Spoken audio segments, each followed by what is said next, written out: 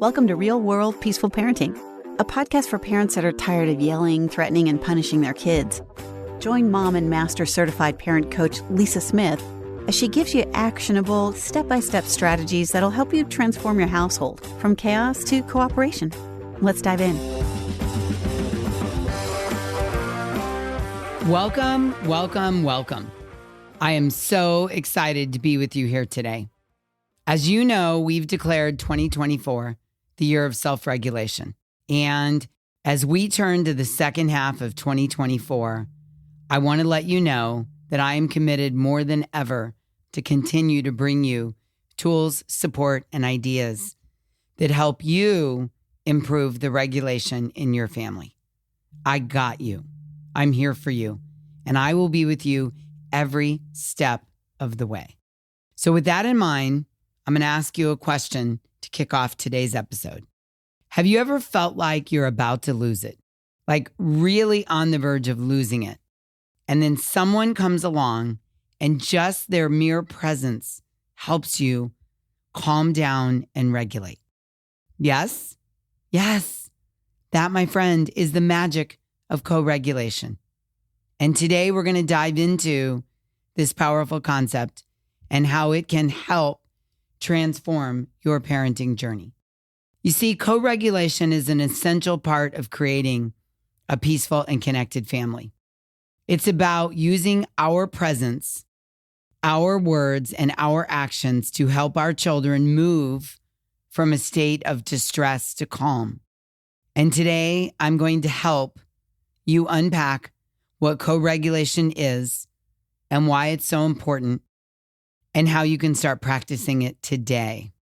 I remember when I first learned about co-regulation, I had not heard that term prior to Malcolm being about 4 years old. And it was a total game changer for me, for Malcolm, and for David. Because what I understood is that I was not offering Malcolm regulation when we were interacting and things weren't going well and he was melting down and storming. I was offering him co-dysregulation. I was upping the intensity. I was reactivating the storms for him. And it was an absolute game changer in my parenting to understand that I had the power and the skills and the tools to offer my kid co-regulation at any time. And I've been doing that for the last however many years it's been from the day I learned it to now, and my kid's 20. And it is one of the things that connects us.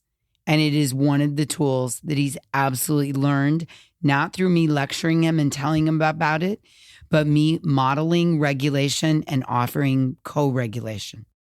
And I can't wait to share these insights with you today. So let's dig in. Okay, so in simple terms, co-regulation is when someone you trust connects with you in a warm and empathetic way, helping you work the cortisol out of your body, move from your middle brain back to your higher brain, and feel safe and regulated in the face of big emotions.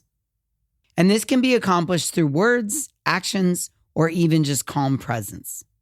When we're feeling overwhelmed as humans, having someone there who's in a regulated state in their higher brain can help shift our nervous system into our regulated state. As parents, we kick off co-regulation right from the get-go as soon as we birth that baby. Think about those first few days, weeks, and months. The baby starts crying and fussing, and we swoop in, pick them up, hold them close to us, settle them with a pat and a shh and a hug and a holding. And what's actually happening in that moment? When we pick up that baby, they are dysregulated. We offer them our calmness. We offer them our regulation, and they learn to co-regulate. It's a powerful lesson in emotional management. And in those early moments, it's the beginning of our kids grasping and managing their own emotions, drafting off of our regulation that we're offering them. So at its heart, co-regulation is about connecting with a child who's in distress, who's in their middle brain, who's secreting that cortisol through their body, whose central nervous system is dysregulated.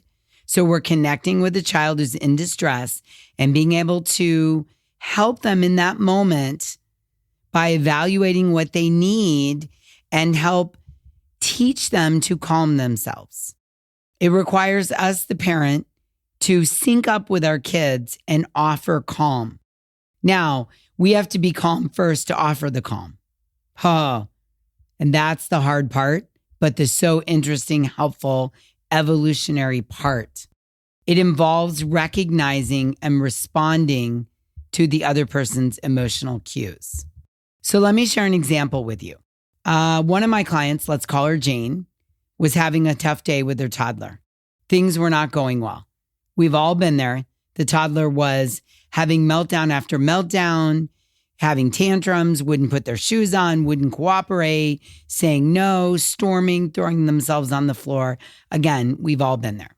And through the work that Jane has done with me, she recognized that her little one was overwhelmed, was having big emotions, and needed assistance in regulating himself.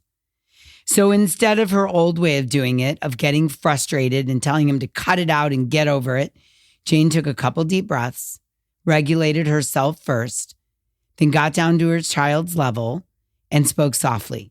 She said, "Oh, sweetheart, I can see you're having a hard time. Come here. I'm here for you." She gently placed her hand on her child's back, stayed close, and offered her calm presence. Gradually, over a few minutes, the toddler began to settle, feeling the comfort and safety in Jane's calm demeanor. This is co-regulation in action. Co-regulation helps build secure relationships. When we're able to connect and calm each other, it strengthens the bond between us and our kids. It's like creating a safety net where our kids get a chance to feel understood and supported. Now, the tricky part of co-regulation is that the parents have to recognize how they're feeling, and we have to be able to regulate our own emotions in difficult moments so that we can help our children gain these skills. And this is really where my journey started. When my son was really little, I was often dysregulated by his big emotions, by his storming, by his melting down. And while trying to parent him completely dysregulated, I was trying to command or demand him to be regulated. My current self laughs at my old self. I didn't know any better, but what I was doing was definitely not working, and it may not be working for you either. So the part here is that we have to get regulated first and then be able to extend and offer some of our regulation to our child as though they're drafting behind us. The long-term benefits of this, of learning the skill of modeling co-regulation for our kids, are huge. Kids who experience co-regulation learn to manage their emotions better, studies show. They feel more connected and secure. Let me say that again. Kids who experience co-regulation learn to manage their emotions better. They feel more secure and connected. And as parents, we also benefit when we model co-regulation because we're creating a more peaceful home environment. Co-regulation offered on the regular to our children enables them to learn to handle stress better, resist immediate gratification, avoid ill-informed, hasty decisions, move and stick to plans, solve problems, adapt to challenges, and take healthy risks because they're going to spend more time in their higher brain. And all of those skills that I just mentioned are possible when we spend more time in our higher brain, our prefrontal cortex, using our executive function. Okay, this episode wouldn't be complete if we didn't talk about distress. All secure relationships require us to tolerate a healthy amount of distress. It's not about avoiding tough emotions, but learning to navigate them together. Learning to slow down and stay connected even during those tough moments. This is a life-changing skill. This right here raises emotional intelligence. Let me share a personal story. Recently, Malcolm was home from break from college. He's 20. and he's a rising sophomore, and he came home for a couple weeks, and he was having a really, really, really tough day. We had a lot going on, and I could tell he was stressed and frustrated. He was being snappy, raising his voice, and just really a grumpy Gus. And instead of reacting to his frustration, instead of letting myself get dysregulated like the old me would have and have a lot of really negative thoughts, oh my God, he's being so difficult and disrespectful, and why is he doing this? I can't believe it. I checked in with myself. I saw that I was getting dysregulated by his dysregulation. I took a deep breath and I approached him calmly. From a regulated place, I extended co-regulation and I said, hey, I can see you're having a tough time. Can we take a break? Can we go for a walk and talk about it? So we went for a short little walk around the block. And while we were walking, I listened to him vent about what was bothering him. The whole time, my only goal was to stay calm and present and offer him co-regulation. I validated his feelings without trying to fix the problem. I was just offering him co-regulation. As we made our journey around the block, I watched him start to regulate, relax, work the cortisol out of his body. And then he was able to figure out his next best move on his own when he got into his higher brain. That, my friends, is co-regulation in action. Now, maybe some of you don't know how to do this yet, and I totally get it. I didn't know how to offer co-regulation either. We're supposed to learn this as a child from our parents or caregivers. But let's be honest, not all of us got that training. We didn't grow up in homes where someone was validating us and offering us co-regulation, probably because they weren't even regulated themselves. So that we weren't able to learn it. I know I sure didn't learn it as a kid. I had to learn it as a parent, and that's okay. It's okay if you didn't develop this skill. You're not responsible for your upbringing, but you are accountable for your healing as an adult and learning now how to co-regulate so you can offer it to your kids. So it's not our fault we didn't learn it, but it is our responsibility to take it on now and learn it and model it for our kids. And I know it's totally possible. I've helped thousands of parents learn how to co-regulate. And I know that if I can learn it and do it, you can learn it and do it. And I'm here for you. I've got you. To learn it, we have to take active steps to learn and practice emotional regulation and co-regulation. So here are 4 practical tips that are going to start out by helping you get better at regulating your own emotions when your kids are losing it. And then we'll talk about how to offer them the co-regulation. Step number 1 is really identify your triggers. Think about the situations that are likely to set you off.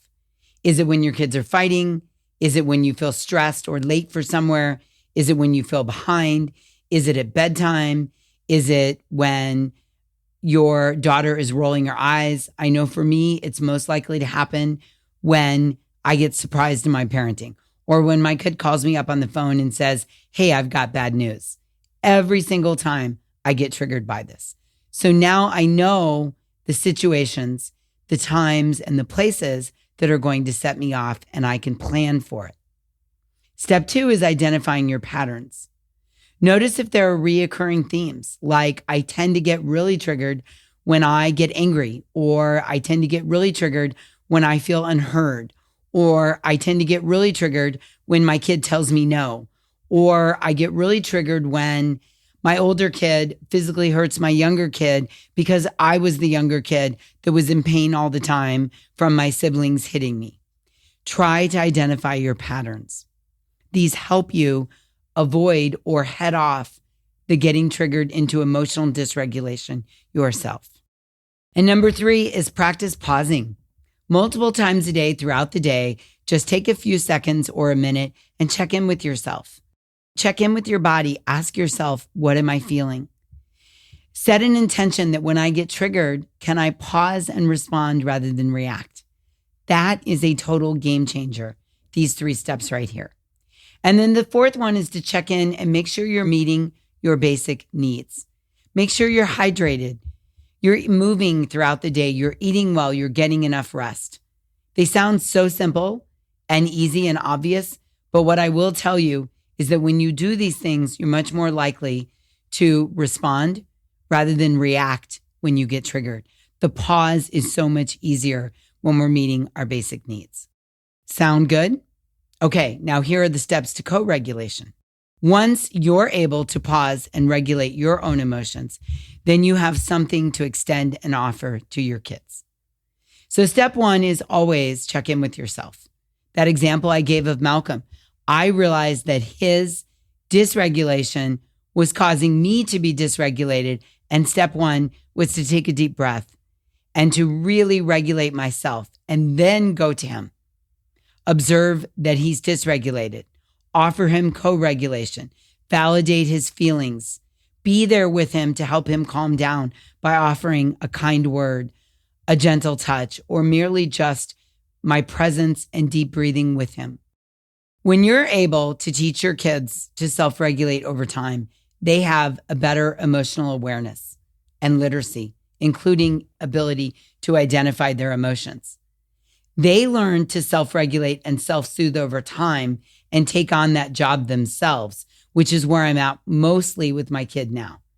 Years and years and years of offering co-regulation has built up his emotional regulation skills, and 90% of the time, he can now self-soothe and self-regulate. The secret sauce to regulating your emotions is practice and patience. Practice and patience for you as the parent, and practice and patience for your kid as you offer them co-regulation. Now listen, I'm fully aware that consistency is difficult, but it's the key. It's about showing up every day and trying your best, even when it feels hard, even when your kids are triggering you, even when you've had a poor night's sleep, even when you skipped lunch today, or you have no idea what you're going to make for dinner and you feel completely behind in your work. You just keep showing up and trying your best. It's all about trial and error. And I beg you, please don't be afraid to make mistakes, because each mistake is a learning opportunity. If you keep at this regulation and co-regulation over time, you will see improvements. I've had many clients who felt like they were never going to get the hang of this, but with encouragement and practice and talking about the skills and the process to offer co-regulation, they started seeing changes. They felt more in control.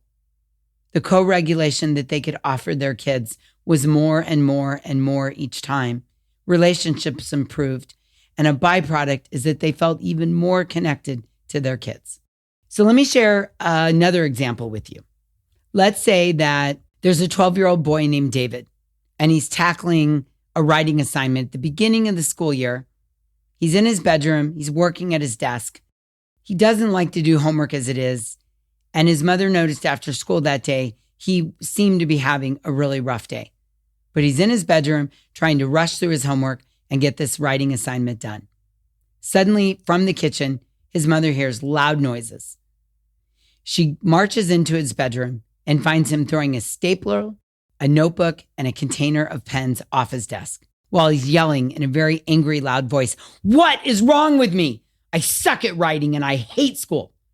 And then he puts his head down on his desk and starts banging his head lightly on the desk. Okay, let's be honest. This is very dysregulating to David's mother, witnessing all this.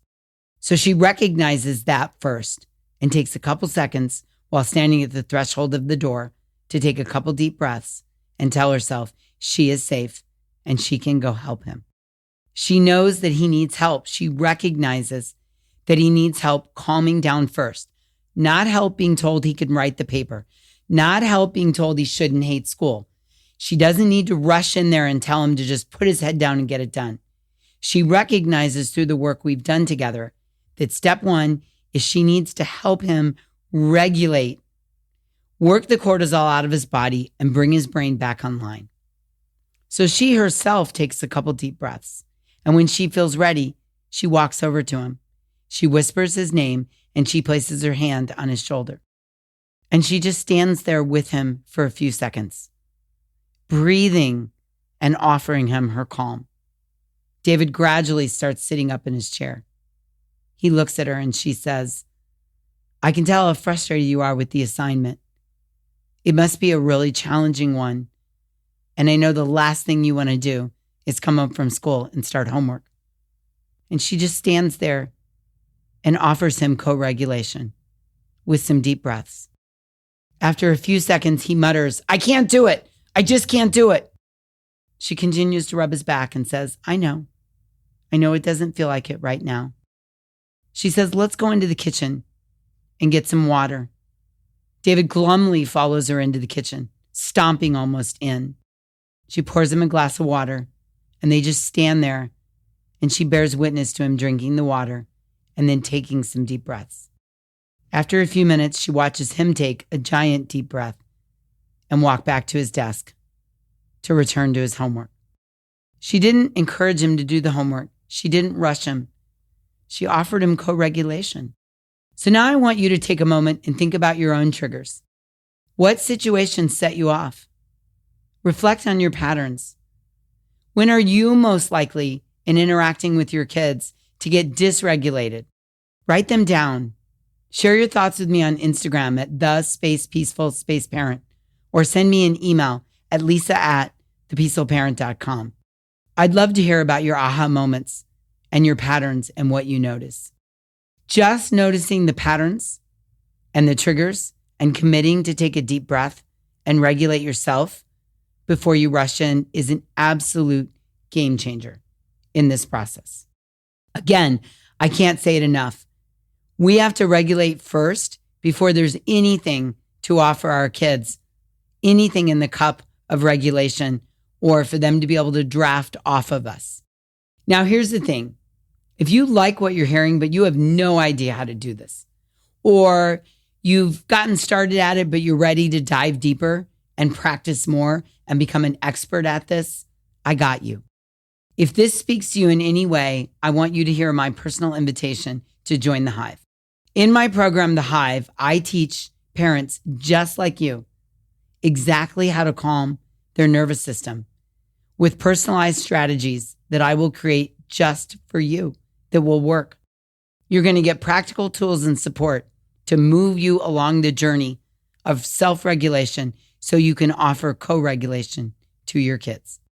If this speaks to you in any way, I want you to go to thehivecoaching.com. We'll also put a link in the show notes so you can learn more about the program and join us so that I can help you learn to calm your nervous system and offer co-regulation to your kids. I can't wait to see you there. All right, let's recap what we've covered today. We talked about what co-regulation is and why it's important, the challenge of distress tolerance, and practical tips for regulating your emotions. We explored how co-regulation starts from the early years and continues to play a critical role in our relationships and in our connection with our kids. Remember, co-regulation is not just about responding to a moment of distress. Beyond it, it builds a foundation of understanding and support. It teaches us and our children that emotions are manageable and they're not alone in their feelings. As you've seen through the stories I shared with you today, whether it's helping a toddler calm down from a tantrum or supporting a college student like Malcolm through a stressful day, co-regulation is about connecting deeply and meaningfully. It's about us being the stable, calming presence your kids can rely on that helps them feel safe and learn to manage their own emotions. So I want you to take these insights. I want you to reflect on your own experiences. And I want you to think about how you can incorporate more co-regulation practices into your daily interactions with your kids. It's about progress, not perfection. Be patient with yourself. And remember, every step forward is a step towards a more peaceful and connected family life. And again, if you're looking for more support, want to deepen your understanding of these concepts, come join us at thehivecoaching.com, where we'll delve deeper into the practices with tools and coaching designed to support you every step of the way. Ah, so good, right? You've got this, and I'm here for you every step of the way. You have the power to transform your family's emotional health. So keep practicing, stay patient, and know that every small step makes a big difference. You've got this. Okay, until we meet again, I'm wishing you peaceful parenting. Thanks for listening to Real World Peaceful Parenting. If you want more info on how you can transform your parenting, visit thepeacefulparent.com. See you soon.